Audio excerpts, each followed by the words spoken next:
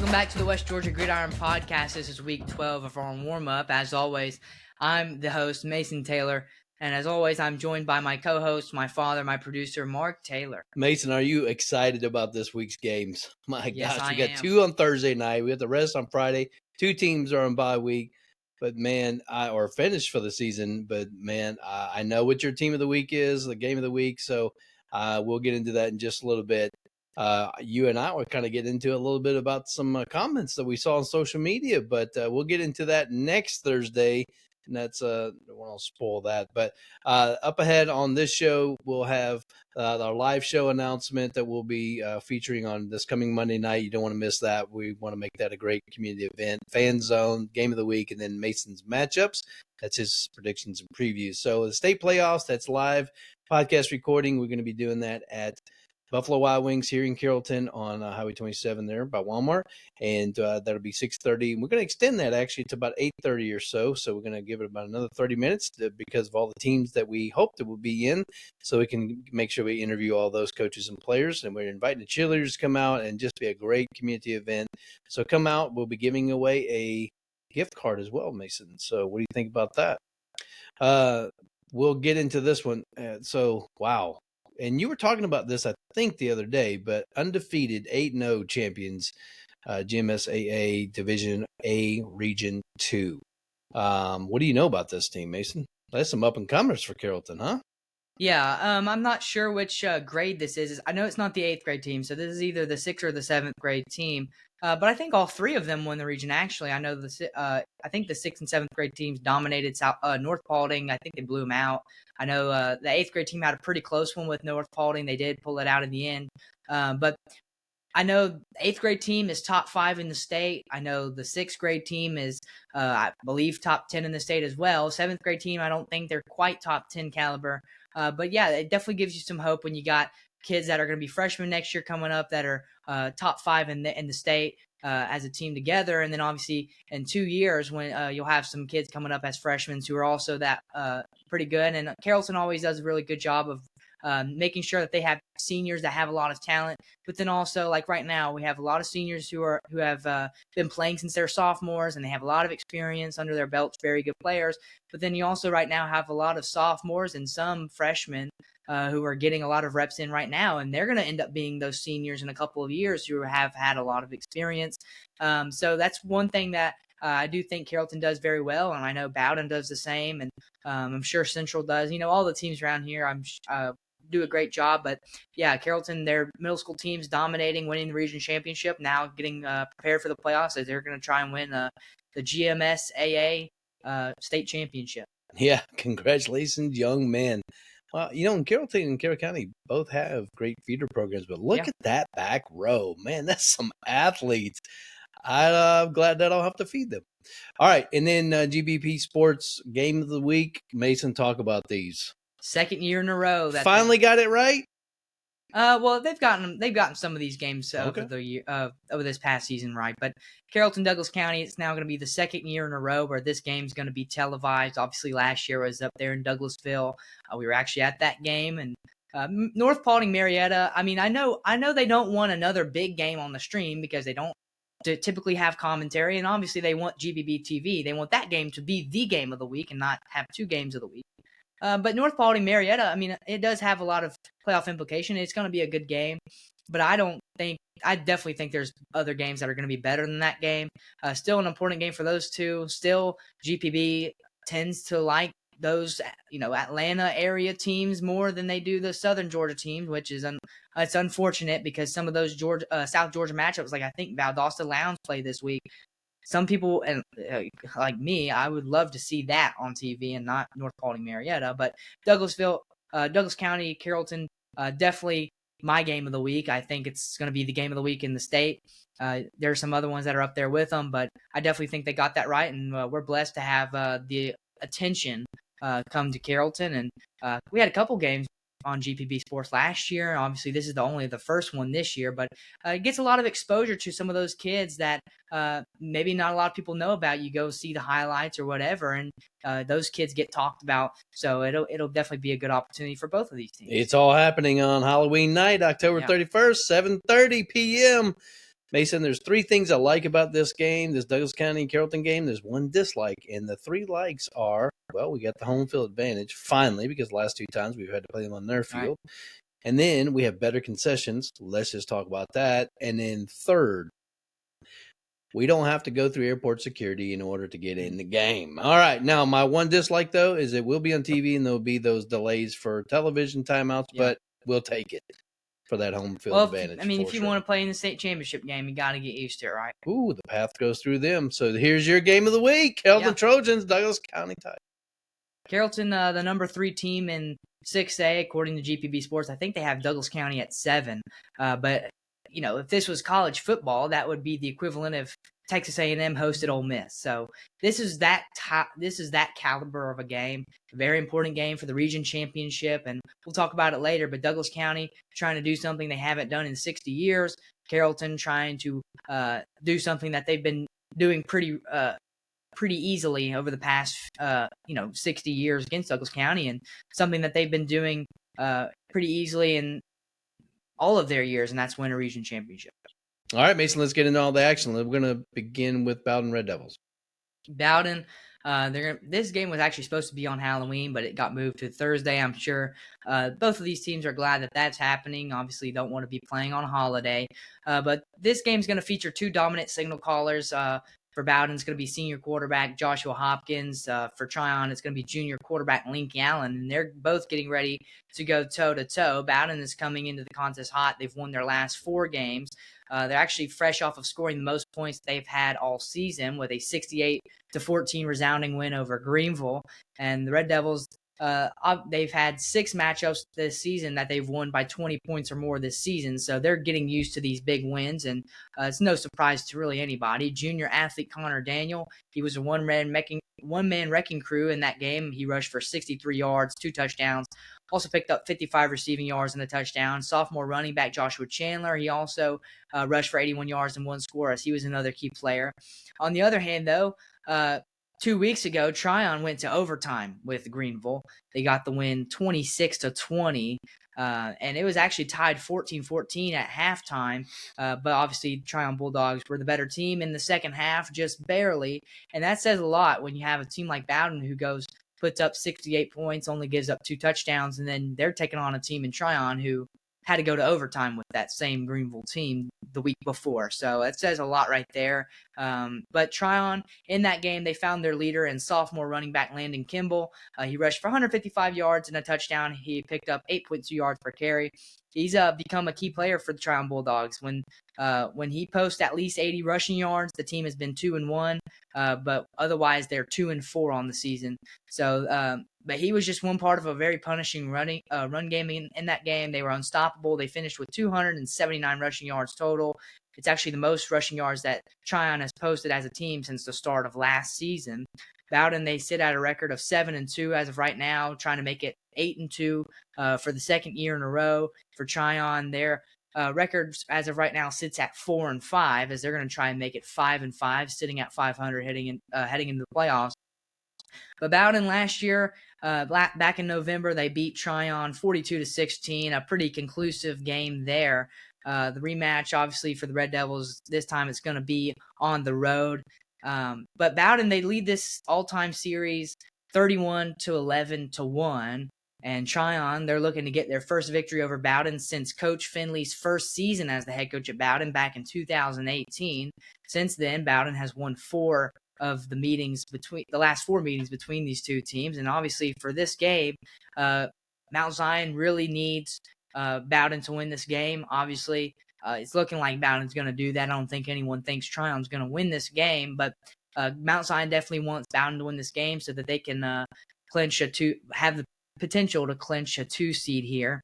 But with that being said, I don't think that Bowden going on the road or whatever, playing on a Thursday, whatever, is going to make a difference. I still have Bowden winning this one by 38 points, a 52-14 victory for Bowden. I think it's going to be pretty easy heading into the bye week before the playoffs. But, you've got Bowden rolling. You've got Tryon fighting for some momentum.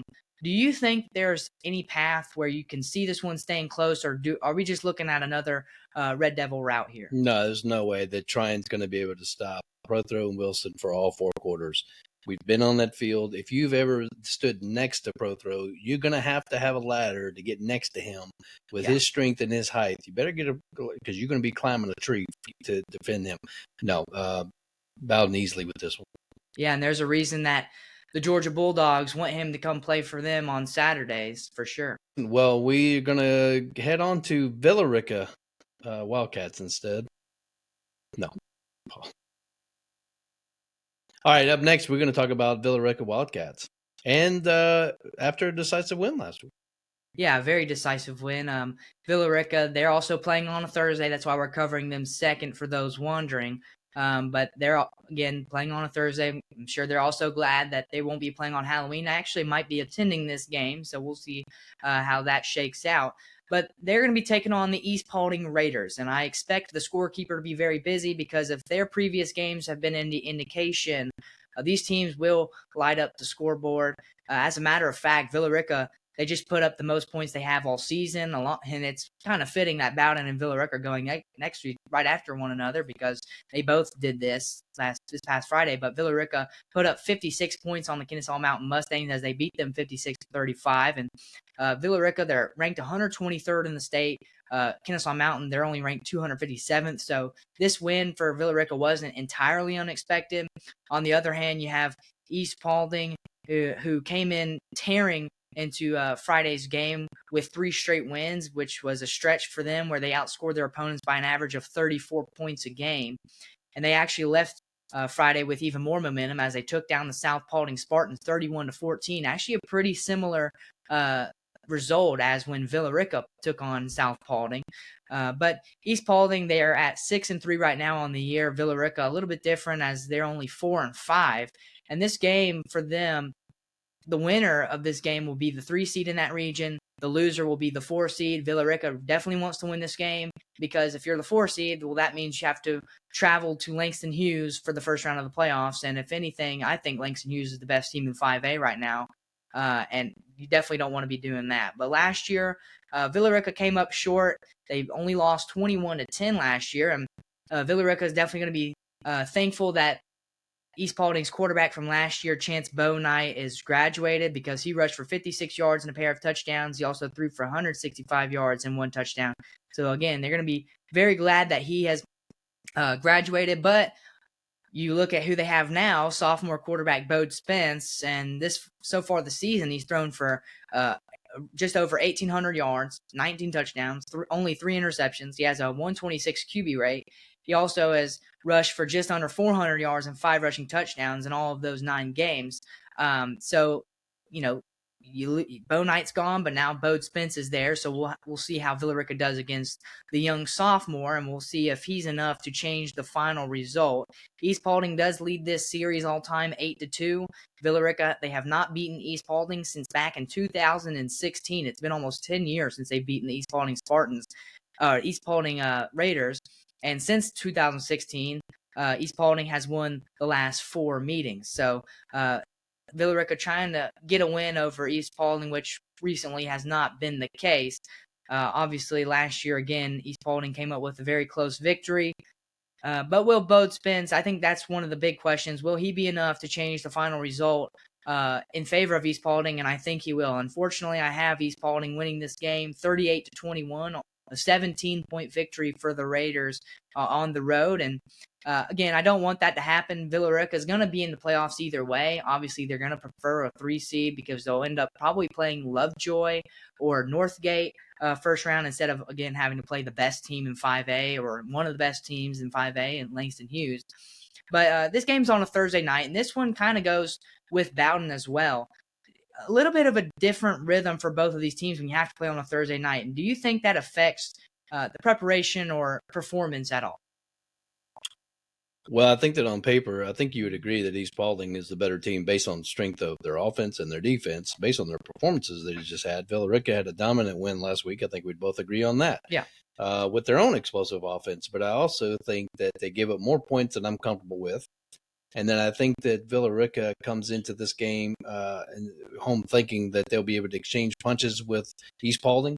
No, they will not win that game if they think they can exchange punches. But yeah. I think that Villa Rica will find a way to be able to be consistent on both sides of the ball. That's what it's going to take, and then they'll be able to keep East Paulding's offense off the field and out of the end zone. But they'll have to have some turnovers for sure, outsmart their defense. I think the home field advantage will give them the edge, I hope. And then East Paulding, I hope, will actually take for granted Villa Rica's previous inconsistency. If they take for granted, then they could slip up. And then I hope that Villa Rica would be able to capitalize on that. That would be the only way that I think they can win this game. But like you said, if they don't win, they're still probably in the 4th seed. Yeah. They do want that advantage of being in not having to face a tough opponent in the first round. Yeah, and talking about that Kennesaw Mountain game, I mean, to be fair on Villa Rica's point, a lot of those points that Kennesaw Mountain had was in garbage time, very late part of the game. Still doesn't excuse it because you still don't need to give up 5 touchdowns. But again, like you said, you cannot have a shootout with East Paulding Raiders because East Paulding Raiders will tear you alive.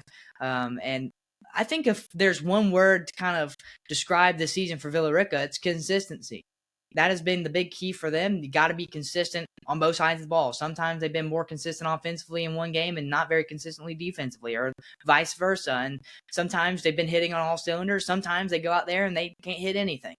So Villa Rica, definitely this season, that's kind of been the key, is to try to be consistent. And again, like you said, if they can be consistent against East Paulding, this will be a very scary Villa Rica team, especially since they're at home. They're fighting for a 3 seed. Hopefully they have some fight in this game and don't come out there just kind of like, oh, we're going to make the playoffs either way, so who cares? But yeah, I agree with everything you just said. And again, still giving up 5 points to a pretty bad Kennesaw Mountain team is not impressive, but they did give up a lot of those points in garbage time. But now, I have Villa Rica losing this one by 17 points, but I wouldn't be surprised if Villa Rica could keep this one closer. Keep that offense off the field. That's all I say. All right, let's go to the Bremen Blue Devils. Yeah, the Bremen Blue Devils are going to be heading out to Rome to take on the Darlington Tigers. And Bremen, they're coming into this game on a tough 3-game losing streak. Obviously, last week they fell to Haralson County 34-26 on the road.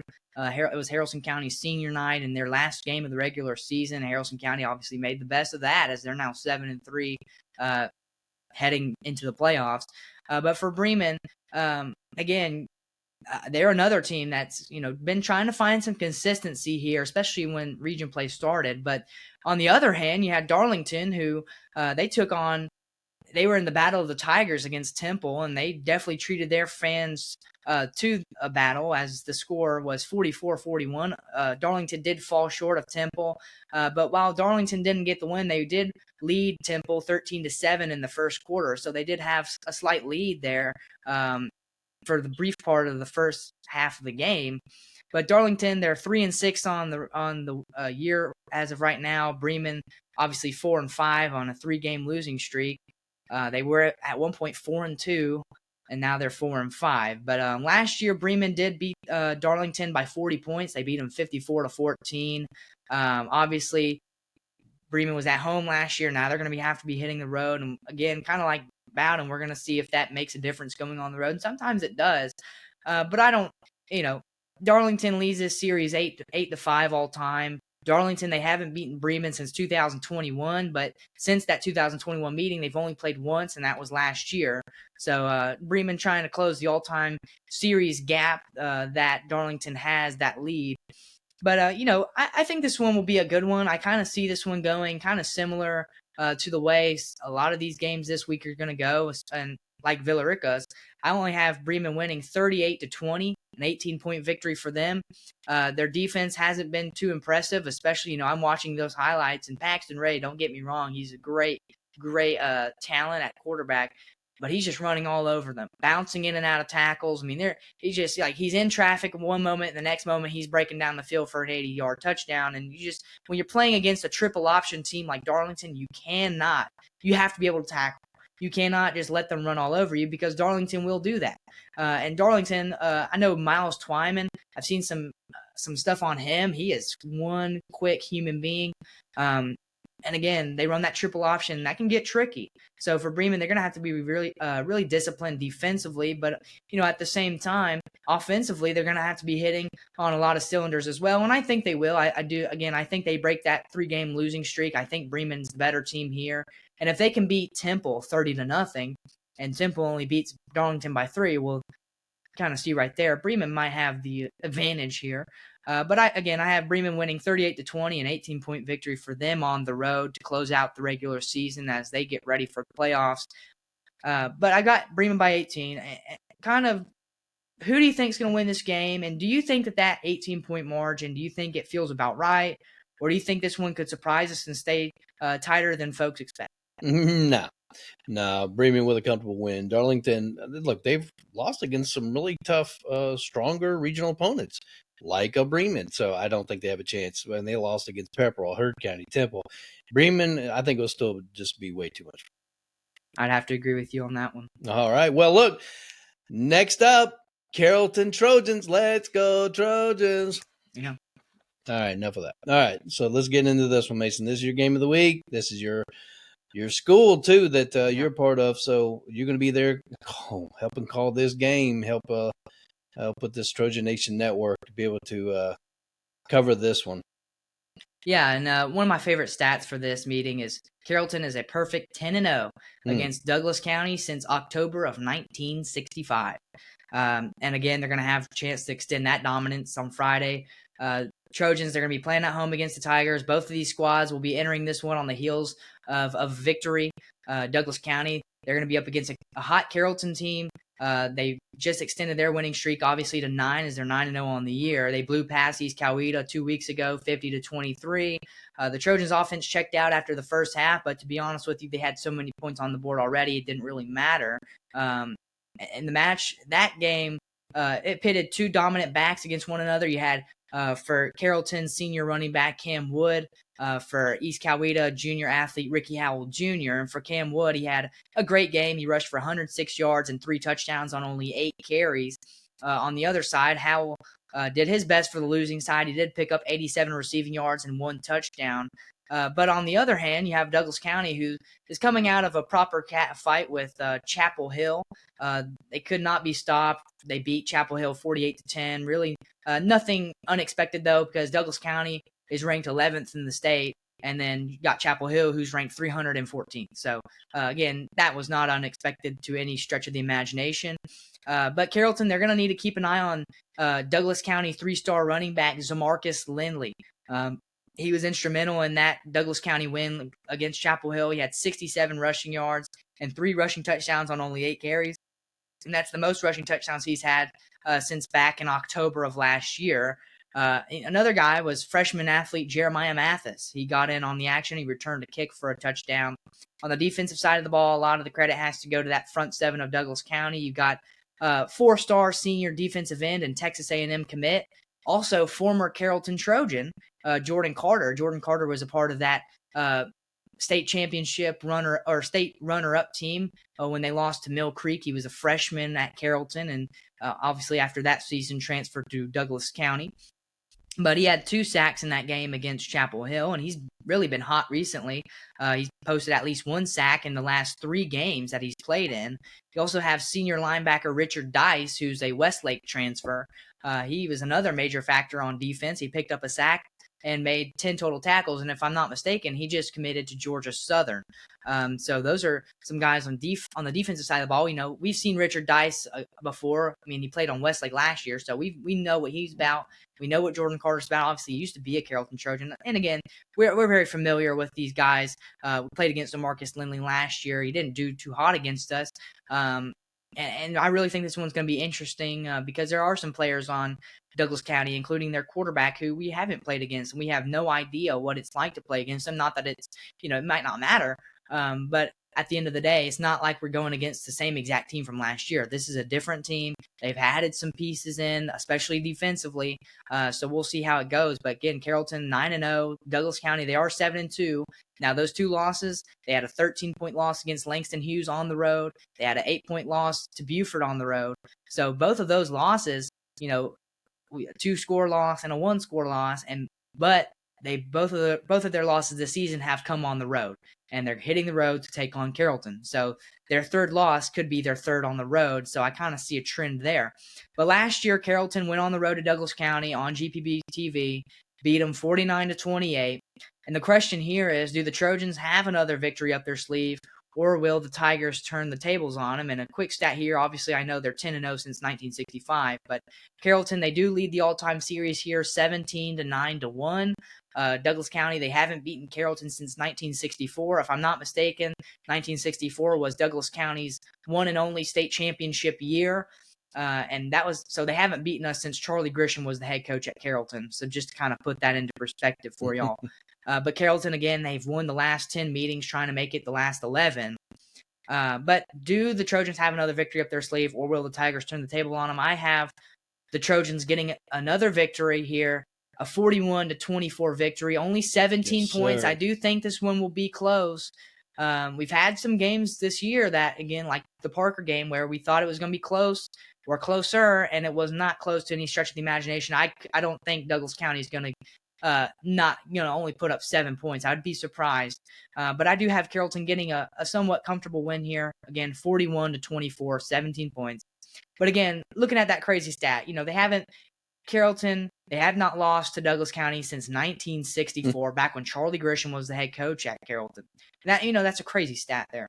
But do you think that this Trojan dominance over the past 60 years, do you think it's been more about really a talent gap, or has it just been a mental hurdle Douglas County hasn't been able to get over? And again, they've only played 10 times since then, but Carrollton has won every single time.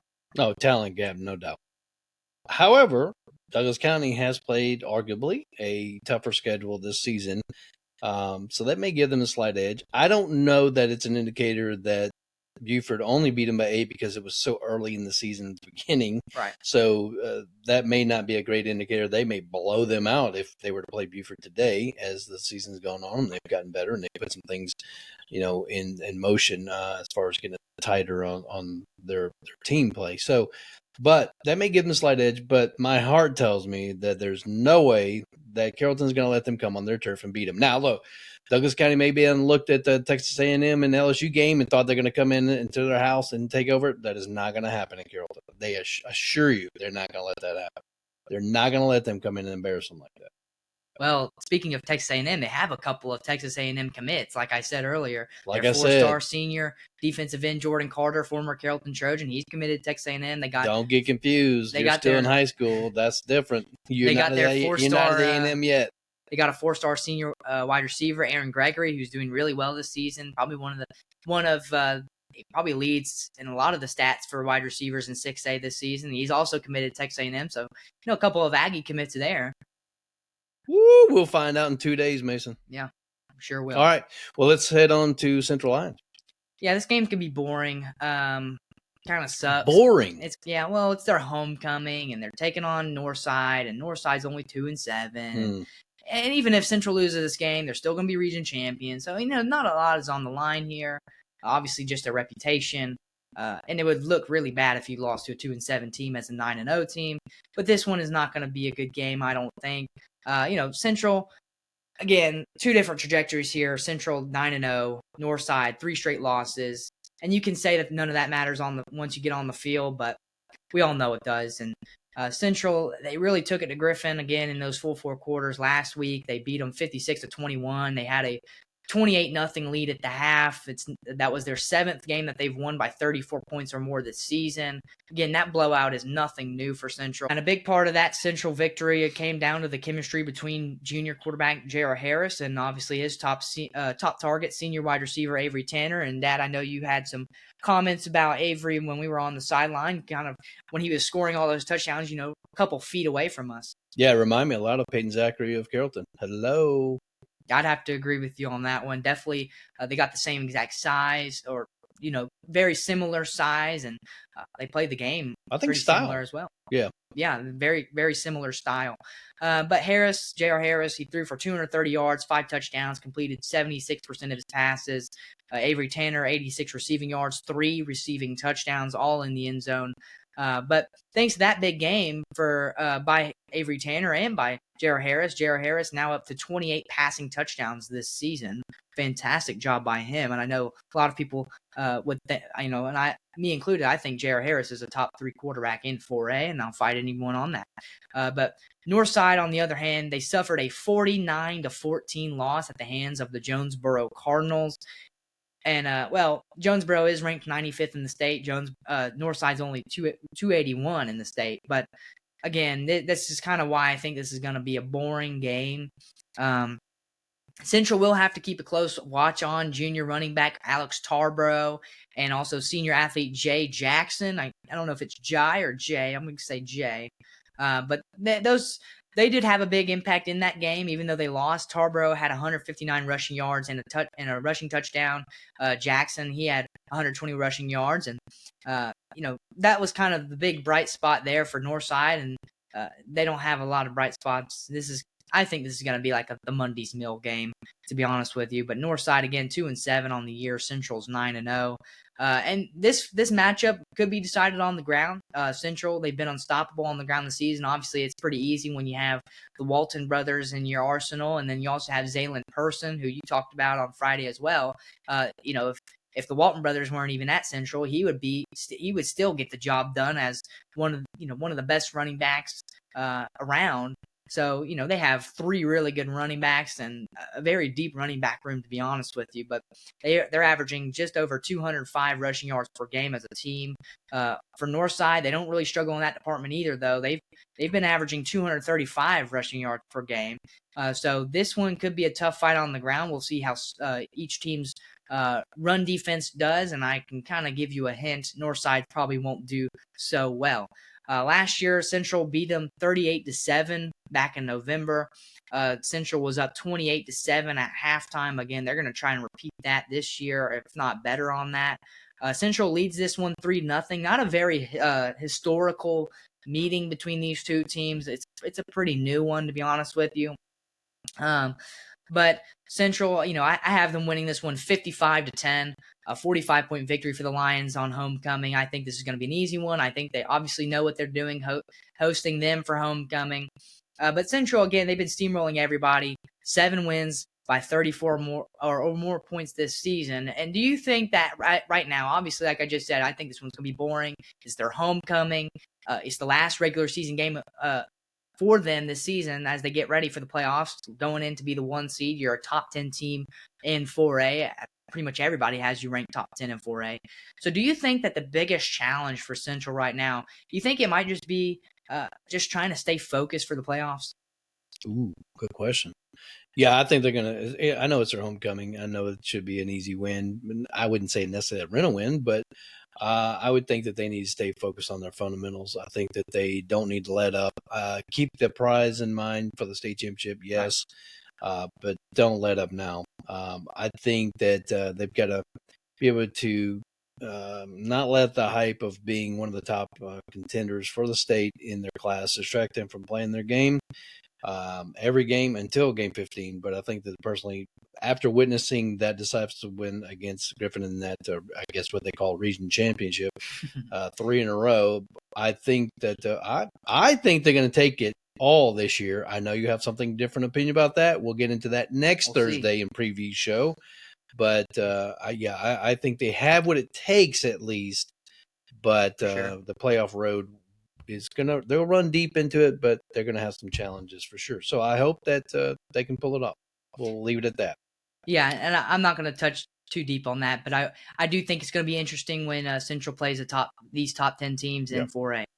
Top 10 matchups. Obviously, again, I'm not trying to dig any, not trying to put them down on their season or anything, but other than Oxford, which I don't know how Oxford doing this season, other than because that was week 2. It will separate the men from the boys. It will be interesting because they haven't played a top 10 team this season. So it will be interesting when you get to that point when you're playing a Cambridge second round potentially, or a Benedictine quarterfinal potentially.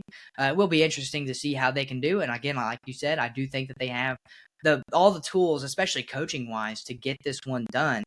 We'll see how we'll cross that bridge when we get there. There you go. All right, let's go next to Heard County Braves. Yeah. This is a big one, and it's not necessarily a big one because this could be an upset. necessarily or anything like that. But this is a big one because the Heard County Braves are taking on the Peprel Dragons for their region championship. And this is a region that we have a lot of teams in this region from around here. Bremen's in this region. Harrelson County's in this region. Heard County, Temple. 4 out of the 9 teams around here are in this region. And it's all coming down to the Heard County Braves and the Peprel Dragons. And we've been talking about it for a few weeks now. Peprel and Heard County, they've been on this collision course. And it's all culminating on Halloween. How fitting. And it'll be at Heard County. And each of these teams, again, fighting for a win streak. To keep their win streaks alive, and also, for Heard County trying to keep their undefeated season alive, and not only that, but trying to get a region championship. Heard County trying to go back-to-back region champions. Heard County on a 9-0 tear right now. For Peprel, only a 5-game winning streak for them as they started off the year because of non-region play, taking on some pretty tough non-region opponents. They started off pretty rocky.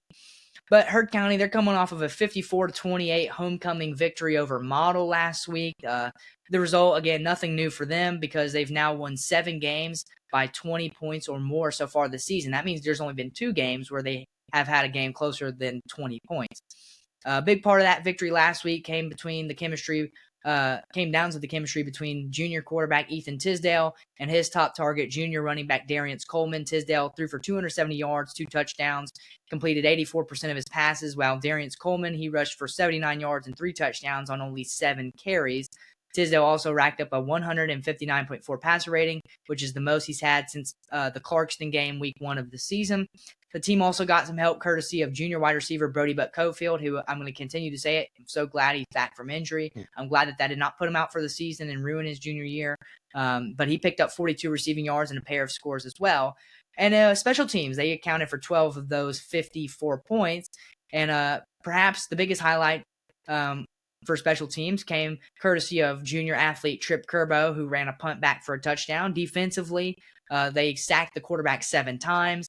Senior defensive lineman Max Lassiter and junior linebacker Justin Hansen, they did most of the heavy lifting for that defense, having 5 sacks between the both of them. And actually, Max Lassiter, congratulations to him. He's now Heard County's all-time leading sacks leader and all-time leading tackles for loss leader. And how fitting. His dad's the head coach. He has a younger brother who's a freshman on the team. So I'm just glad to be able to see him do that. I know he's had some recruitment. I kind of wish he would have a little bit more. I think he deserves more recruiting than he's been getting. But very great to see him accomplish such great feats. And now his name's in the history books forever at Heard County. And he's going to continue, hopefully, to keep adding on to that.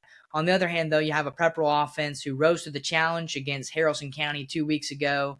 Harrelson County, they've only been giving up 14.2 points per game, and Peprel came up. They hosted Harrelson County, beat them 48-42. I know you criticized the officiating in that game, so maybe that had a part of it, but that was a shootout nonetheless against Harrelson County, and that was only a 6-point game. And then you had Heard County when they went on the road to Harrelson County, and they beat them by 17 points. So a little bit different outcomes there when they took on Harrelson County. But Heard County, again, they're 9-0.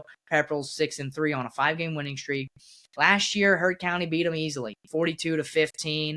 Heard County was up 28-7 at the half. Maybe we'll see that again this year. But Heard County, they lead this all-time series 5-1. Heard County has won the last 3 matchups between these two, and Peprel's only victory over Heard County came in 2019, 6 years ago, in the first round of the playoffs when the Peprel Dragons beat them. And that was actually interesting because the year prior to that was Heard County's state championship season. So the year after they win state, they lose first round of Peprel, and that's actually the last time and only time that Peprel has beaten Heard County. But again, this is for the region championship. This is for all the marbles. Obviously, like Coach Brown of Central said, for them, they're going after two trophies, region championship, and then you're going after state. I think that's true for every team. For Heard County, this is the opportunity to get one of those 2 trophies that they're going after this season, and Peprel's the only one standing in their way. I have Heard County winning this one 34-17, a 17-point victory for the Heard County Braves here at home. I think it'll be close. Moss Tant for Peprel. He's been looking good this season. Obviously transferred in from Rome in 5A, so it's obviously a smaller game, smaller size of schools down there, and it's maybe easier for him. But Mosstan has definitely been playing good for Peprel. Peprel's been strong this season. They've definitely been strong in region play. Again, undefeated in region play, just like Heard County is. But yeah, I have Heard County winning this one by 17 points. And, with the region championship on the line, sometimes you look at this and you go, well, do you think Heard County's experience in big games, do you think that gives them an edge here? Or could Peprel's hot streak of get 5 games make this one tighter than people are going to be expecting? Oh, come on. Like my chips is on Heard County Braves. Coach Lassiter will definitely have these boys ready for Peprel. I know that Peprel is a tough team, and they've proven it. But I think that Heard County's balanced offense and their dominant defense will secure the regional championship for them Friday night. But it's going to be a close one. I have to agree with you on that. As Eddie Wood would say, let's not get this twisted. It's going to be a close one. All right, so how about the Temple Tigers coming off a great win last week, a very exciting win? Yeah, and this is unfortunately sad for me, the last game that we're going to cover this week. And then after this, the next game we'll be talking about, previewing after this, will be playoff matchups. And it's so weird to think about, and I don't want to get carried away here, but it's so weird to think about. Are you going to tear up on me? It feels like we were just in week 2 and 3 a couple weeks ago, and now we're already about to start the playoffs. But Temple, they're going to be hosting the Model Blue Devils. Temple, they have given up an average of around 28 points per game this season, but Friday obviously going to give them a chance to try to turn things around. They headed into their previous game, having not scored more than 14 points for 3 straight games, but Darlington obviously let them put that streak behind them as Temple skirted past the Darlington Tigers 44-41. And the victory really was a fresh breath of air for Temple. It put an end to a 4-game losing streak and gave them their first region win of the year. For Model, on the other hand, obviously, like we just talked about, they went on the road and got their 6th straight loss as they lost 54-28 to the Heard County Braves. They were in a tough position at halftime as Heard County was up 34-14, so already a 20-point deficit at the half. Which again, I'm a little annoyed that Heard County still gave up 4. I'm not going to get carried away here, but still gave up 4 touchdowns, and 2 of those were in the first half. And you're still steaming over this. I cannot believe it, Mason. Well, look, the Model team that I watched play Bremen should never have put up 4 touchdowns, maybe not even 2 touchdowns against a Heard County defense that's that good. But again, I don't want to get carried away here. We'll stay on track. We're talking about Temple, but Model. Again, 1-8 on the year. It's just awful. For Temple, they got their first win in their region last week. They're 1-4 in region play, 5-4 overall. They're going to look to go 2-4, 6-4, trying to make their case as they try to sneak into the playoffs here. And I think that there's a chance. But Temple, they took their victory against Model last year by a conclusive 43-22 score. With that, they cut the lead. They cut the all-time series lead of Model to only 3-2. Model, they haven't beaten Temple since 2009, but they've only played one time since, and that was last year. So Model has a chance to extend their all-time series lead to 4-2. Temple has a chance to tie the all-time series at 3 apiece. But the question here, do the Tigers have another victory up their sleeve? Will the Blue Devils turn the tables? I think that the Tigers not only have another victory up their sleeve, I think they have a dominant victory, 45-17, a 28-point victory for the Temple Tigers as they close out the regular season here. And again, I'm feeling good. I'm feeling like Coach John Gruden says. I'm feeling real nicey about this one. But Temple, they finally snapped that 4-game losing streak in a wild win over Darlington, 44-41. How big do you think that win was for their confidence heading into their final regular season game? And not only that, but they're going against Model, who, again, is 1-8, and they're the worst team in that region. Yeah, let's be honest, Temple Tigers. Y'all needed that win.